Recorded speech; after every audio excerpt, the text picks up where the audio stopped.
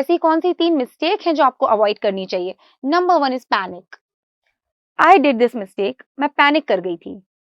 Specially मैंने आपको बताया कि मैंने जब फर्स्ट अटेम्प्ट अपना दिया था, जो मैंने जॉब में रहते हुए दिया था, वहां पे मैं इतनी पैनिक कर गई, मैंने बहुत सारे रिसोर्सेस उठा लिए। उसका क्या रिजल्ट हुआ? आउटकम ये था कि ना कोर्स कंप्लीट हुआ, ना आपने वो रिसोर्सेस पढ़े, ना उनको रिवाइज किया। तो दूसरे अटेम्प्ट में फिर मेरे को ये क्लैरिटी आ गई थी कि भाई फर्स्ट वाले में तो मिस्टेक हो, क्योंकि जॉब के साथ करती थी, टाइम वैसे ही नहीं होता था। उसमें भी मैं बहुत सारे रिसोर्सेज की हिस्ट्री पढ़ रही हूँ, तो एनसीईआरटी भी, स्पेक्ट्रम भी, अ, वो नहीं कंपैटिबल हो पाया आपस में। So please restrict your resources. Similarly large number of test, मैं ओवरवेल्म हो गई थी। पहली बार में प्रीलिम्स नहीं निकला था, तो उसका एक स्ट्रेस था कि अगर इस बार नहीं हुआ तो फिर क्या होगा। उस चक्कर में दिए पड़े हैं मॉक टेस्ट, आप एनालाइज ही नहीं कर रहे हो मॉक टेस्ट को, आप सिर्फ दे रहे हो। प्रैक्टिस तो करनी है, लेकिन प्रैक्टिस के बाद उससे कुछ सीखना भी तो है। You don't want to practice your mistakes, you want to correct your mistakes.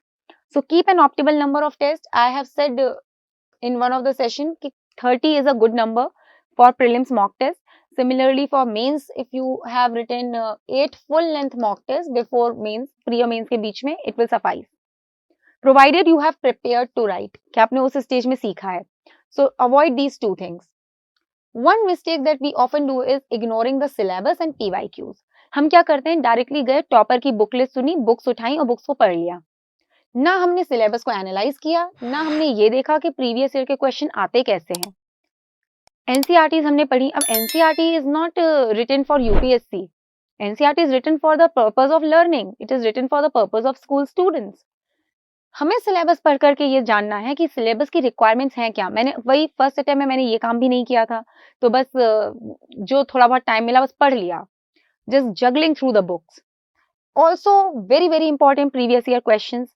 I repeat here itself, I have said somewhere else, questions do not repeat, topics repeat. जब आप पिछले 5-6 साल के क्वेश्चंस को बार बार पढ़ेंगे तो आपको एक पैटर्न दिखेगा, आपको उसमें से कुछ टॉपिक्स नजर आएंगे जो ज्यादा इंपॉर्टेंट हैं, और इसको करके आप अपनी प्रिपरेशन को स्ट्रीमलाइन कर पाएंगे। तो syllabus and previous year questions, don't ignore them. Another mistake, not planning the preparation, just haphazardly picking up the book and completing it.